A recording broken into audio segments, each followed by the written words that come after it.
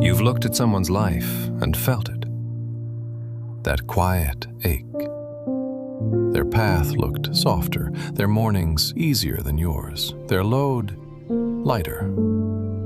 And maybe part of you hated yourself for noticing. You told yourself you were just observing, but observing has a way of becoming something heavier because you only saw half. The part they carry toward you, not the part they carry alone.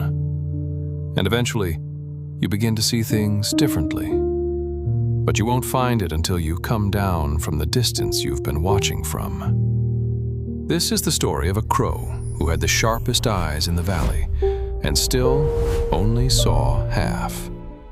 There was a crow who watched everything. From the high branches, the entire valley was visible. Who moved where, who carried what, who was given things without asking. All of it noticed, even when the crow didn't mean to notice it. And after a while, it became impossible not to compare. The crow had watched the donkey face the wolf that morning, and what stayed with the crow was not the outcome, but how clearly the donkey had thought when everything felt impossible. The crow told itself this was intelligence, that seeing clearly was different from wanting, and believed it for a long time. The elephant lived at the center of the valley, not because it was demanded. The elephant simply took up that kind of space. When the elephant moved, others made room. When the elephant spoke, others listened. The crow watched this from above every morning. Simply given more, the crow decided. A larger presence, a quieter authority, a life that drew others toward it while the crows kept them at a distance. The crow named it luck, because calling it luck felt easier than asking why it hurt to look at. And slowly, without noticing, began to pull away. The higher the crow stayed, the easier it became to stop returning, from the places the elephant went, from the animals nearby, from most of the valley. And at first, it seemed like a choice, but slowly, something started to change. One morning, the crow saw something unexpected.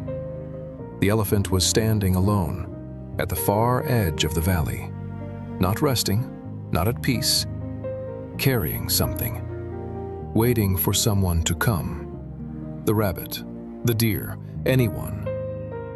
No one came. The elephant stood there alone for a long time, and the crow began to understand, slowly and uncomfortably, that this was not unusual, that it happened often, that the weight being carried could not be shared.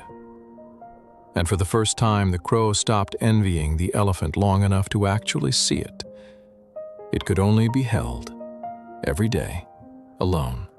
The crow stayed on the branch longer than intended, watching the elephant lift its head, turn back toward the valley, moving with the steadiness of something that keeps going, not because it is easy, but because stopping is no longer an option.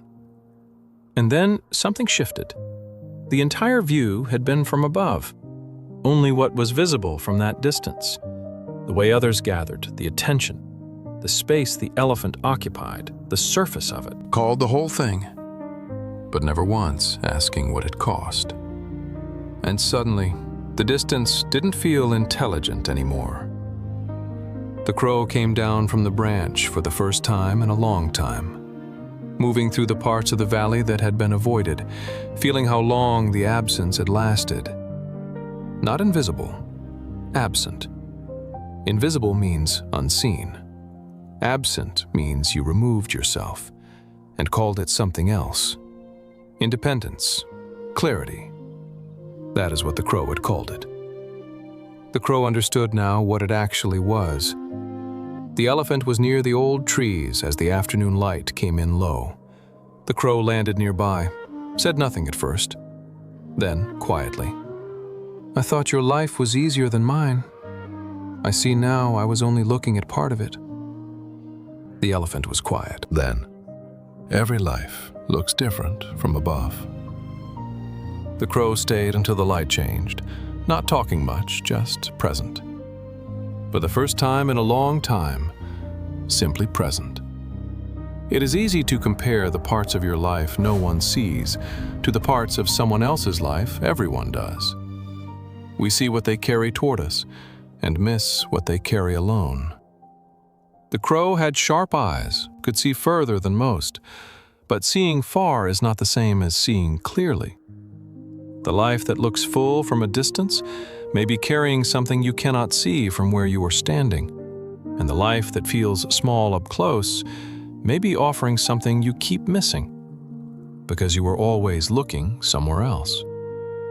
Maybe you have compared yourself to someone today, or maybe you are still doing it right now. Have you ever stopped comparing and finally saw your own life differently? Tell me in the comments. I read every one. And in the next story, you will meet someone who took just a little and told itself it didn't matter until it did.